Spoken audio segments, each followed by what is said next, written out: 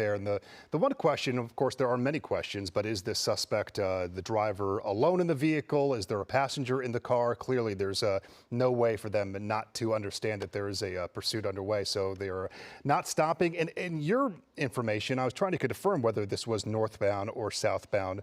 Air 7 had it over, so at southbound. That It is southbound. So this is coming into the LA area from the Santa Clarita area, already passing through the Agua Dulce area. So this will be approaching the 5 freeway from the 14. The road is open right now. That is probably a good thing to see as far as CHP not having other vehicles to get in the way of this pursuit. At least 3 cruisers there. In pursuit of this driver. You wonder if any of the freeway has been shut down to prevent other cars from getting on, but you see other cars right there getting on the freeway. So we're working to find out more information and get some perspective on the situation, if and when they would be able to do pit maneuvers or spike strips, all of that at their disposal. We're going to have to wait and see, and hopefully this doesn't get into the heart of LA, but it is headed in that direction, and speeds don't look to be overly excessive, but certainly at least 65 miles per hour for sure. With this suspect zooming in there, looks like this guy might be alone in the car from that vantage point. What do you think? I'm not quite sure. It does look like that, though, Mark. Joining us right now is Bruce Thomas, former law enforcement official, and I think that one of our producers were saying they were hearing maybe some chatter that they're trying to deploy a spike strip. So, Bruce, I was saying this a moment before. There's really no routine traffic stop. No, there's no routine traffic stop, and as we have seen numerous times, there's no routine pursuit either. Everyone is different and unique, it seems like. Yeah, and we're seeing that on the freeway. Do you tend to see law enforcement able to lay down a spike strip? You know, we have seen it a few times. It requires a really coordinated effort because, one, you have to prevent traffic from coming up to the operational area of the spike strip, and then, two, you have to delay the traffic in front of you, too, to get it out of the way so that CHP or whatever agency can do it can lay it down safely. But it has been done. Yeah, it just seems like it would be hard to figure out where to do it. Yeah, more often than not, we do see it on city streets and at a lower speed. Obviously not easy for officers to pull that off. And that goes along with pit maneuvers as well. For viewers who are watching this, Bruce, a lot of people may say, well, just get closer and, do the pit maneuver. But that typically has to be at a much lower speed. Is that correct? That's correct, Mark. It does require a lot of practice because in actuality, it is a controlled accident, and you have to hit the car just right in the rear quarter fender areas to spin it out of control and then keep your foot on the gas so that you maintain that spin so that car becomes disabled. As our viewers are watching this live streaming coverage of this breaking news pursuit on the 14 southbound, this is through the Newhall area right now. So this is going to be approaching the 5 freeway, and we'll have to see which way this driver goes as it moves through the Santa Clarita area. You can see CHP right there, another one getting on the freeway. And I mentioned the speed earlier, that it appeared to be around 60, 65 miles per hour, and that's what our tracker is showing, now down to 55. But now we have multiple cruisers that are in pursuit. So the resources, Bruce, are being brought in for sure. Now you have multiple law enforcement officers tracking this individual. Yeah, that's correct, and we're seeing that. The other thing, too, is CHP is very well schooled in doing handoffs, meaning once they go through one area of service, Newhall, for example, they would then hand off to another CHP station to keep their officers fresh and focused on the pursuit.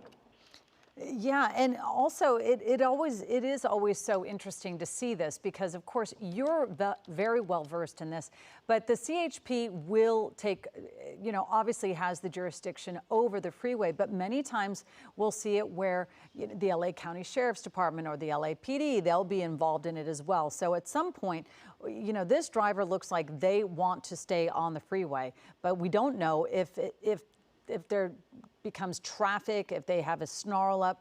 And then, so wouldn't you say that several other law enforcement agencies are aware of this pursuit happening?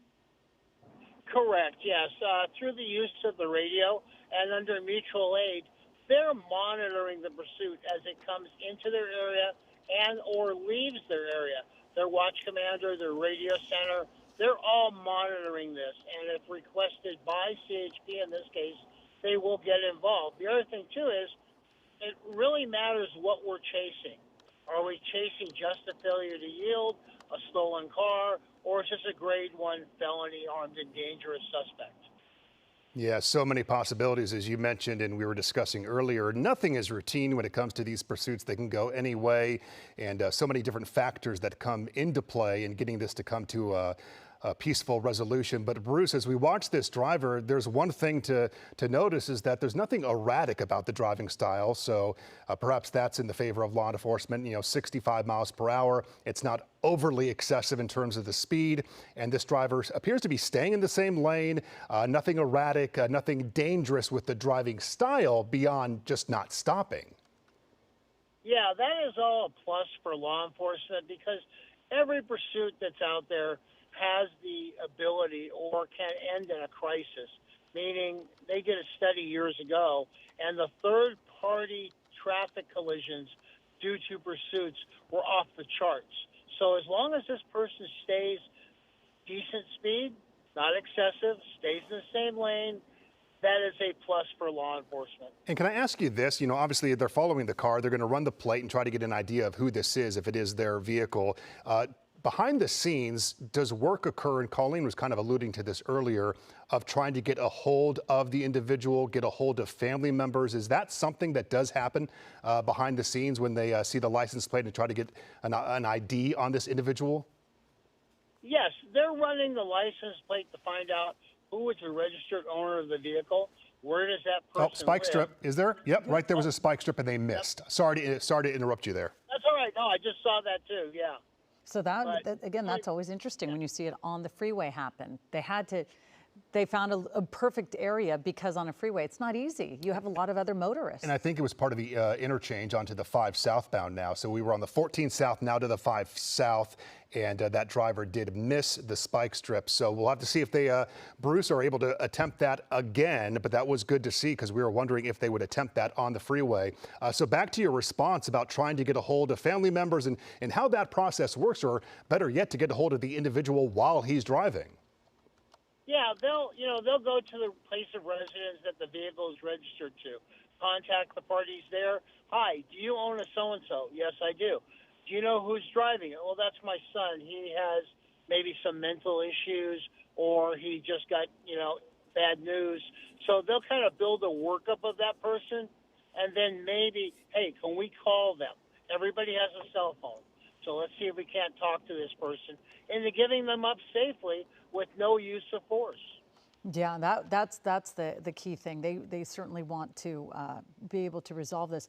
I know I was looking into the passenger side. I'm sure it's not. I could have swore I was like, is that a little animal?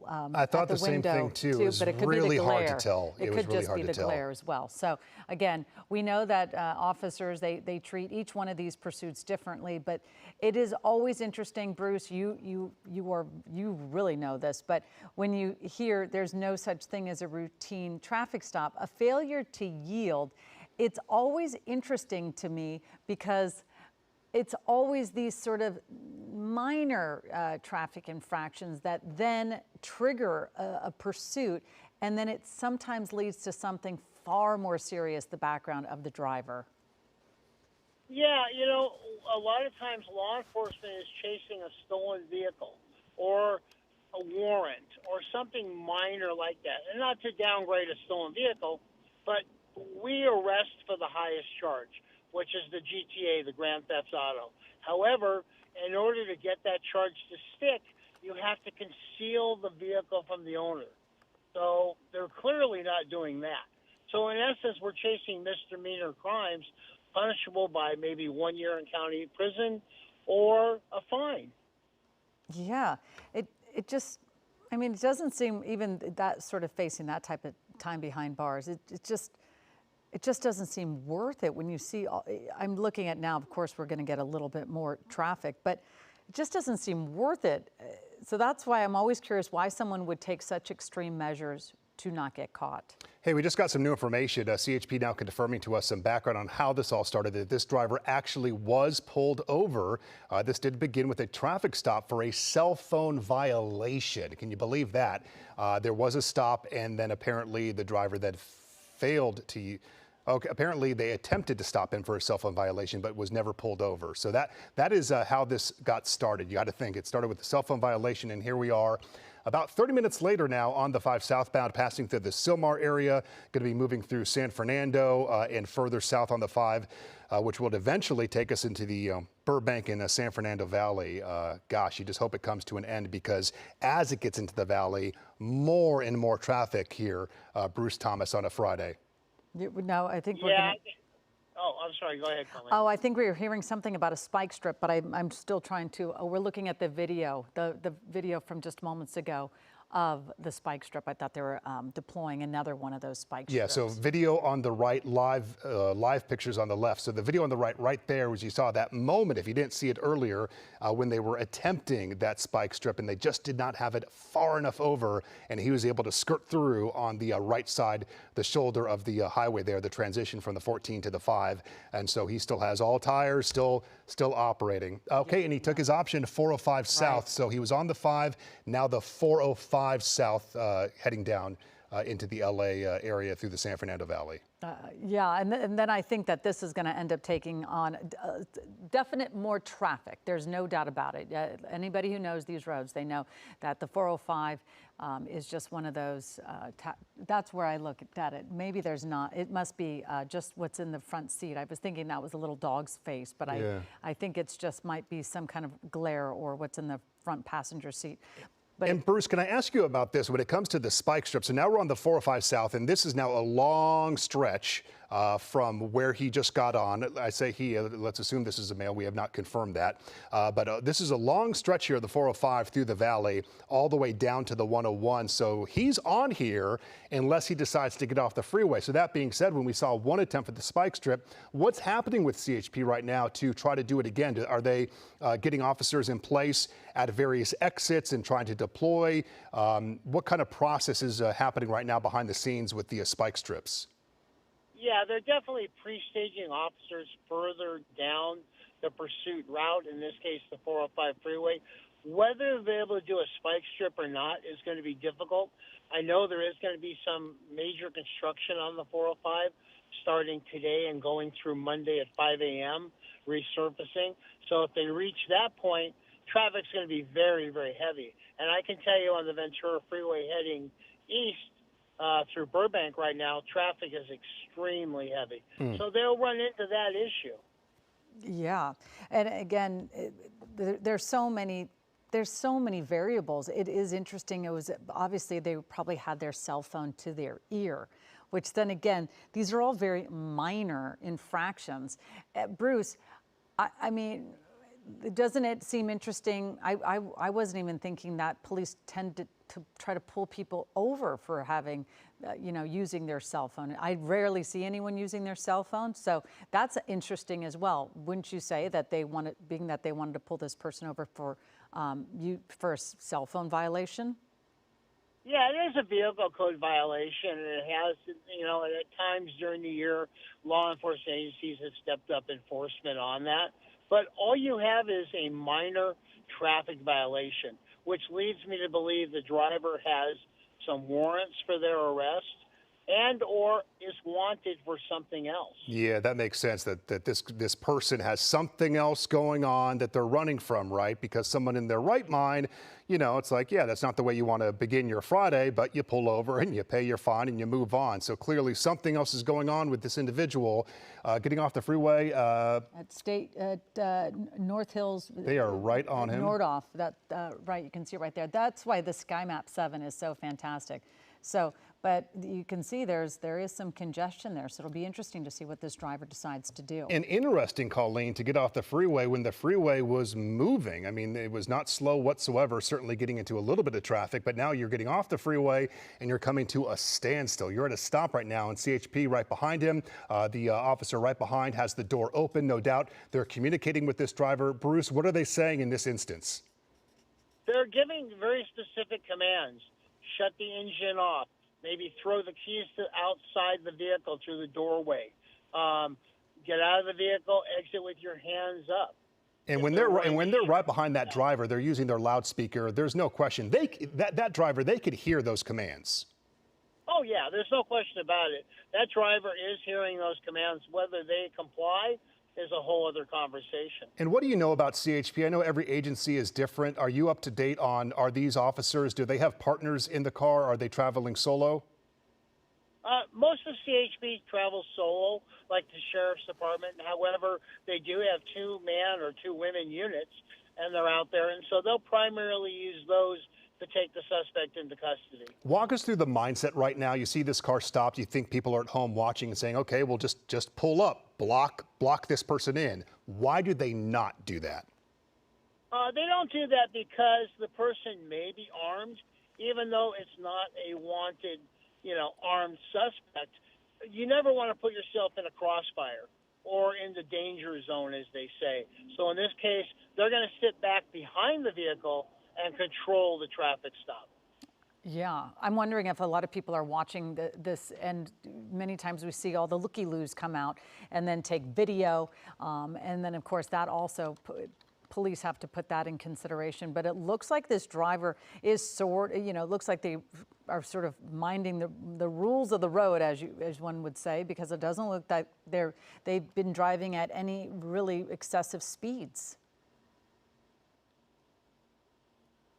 Yeah, Colleen, to your point, he's been complying, or she has been complying with everything on the rules of the road. And now we just want a little more compliance to surrender to officers, let them handcuff this person, and let's end this.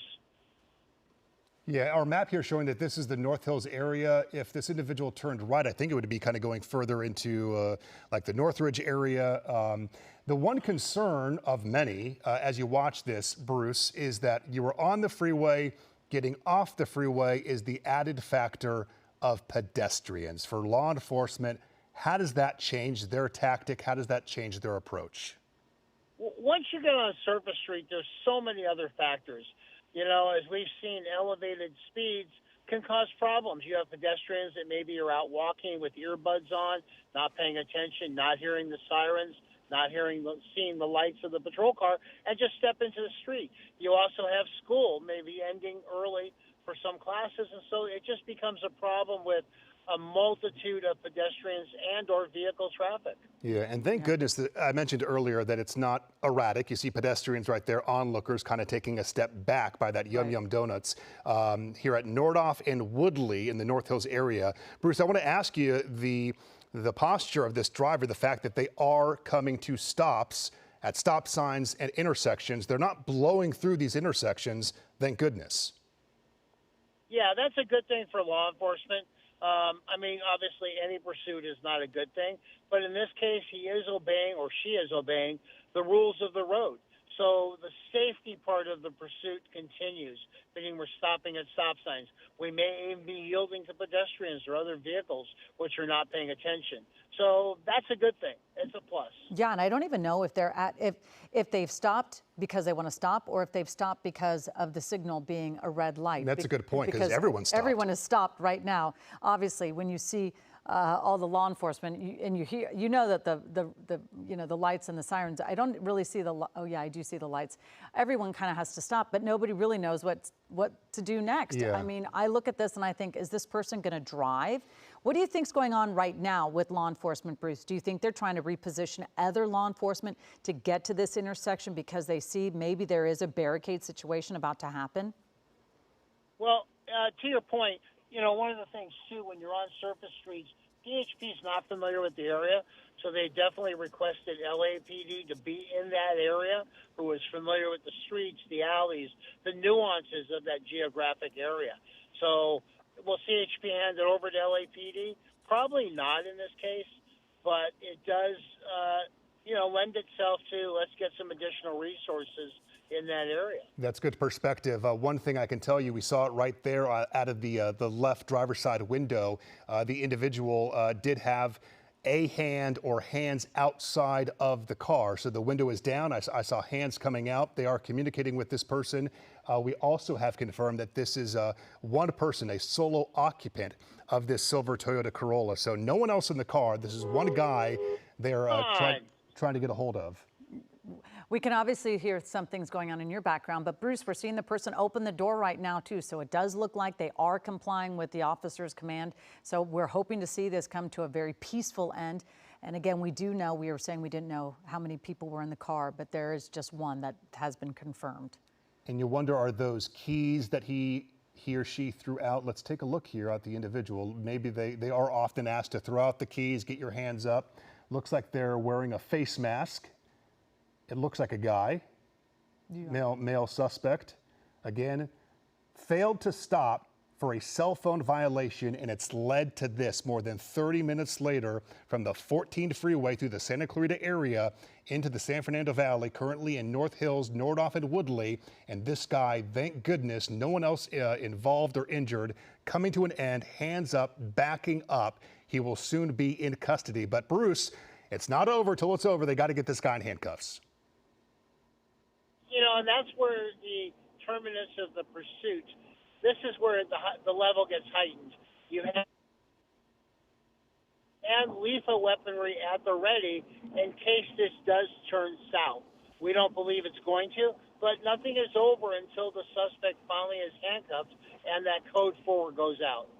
Yeah, it's interesting. Obviously, he's pulling up his shirt to make sure to show that he doesn't have any weapons and he's not armed. And he is getting very close to the cruisers. And now, of course, they are putting him in handcuffs. As we speak, they've grabbed one hand, going to get the other one. So it does look like a really peaceful ending to this pursuit, which wasn't one of those fast, erratic ones. It was much more civilized. Yeah, you never know how it's going to turn, though. We've seen them start calm and then kind of get heightened and turn erratic and turn very, very dangerous. So this one has now come to an end in the San Fernando Valley, North Hills, Nordoff, and Woodley. Suspect now in custody. It has come to an end. Bruce Thomas, our law enforcement expert, thank you for the time on the phone. We appreciate it. Colleen Sullivan as well. I'm Mark Cutter-Robles. You've been watching live streaming coverage here on ABC 7. We'll see you on air coming up on Eyewitness News at 3 p.m.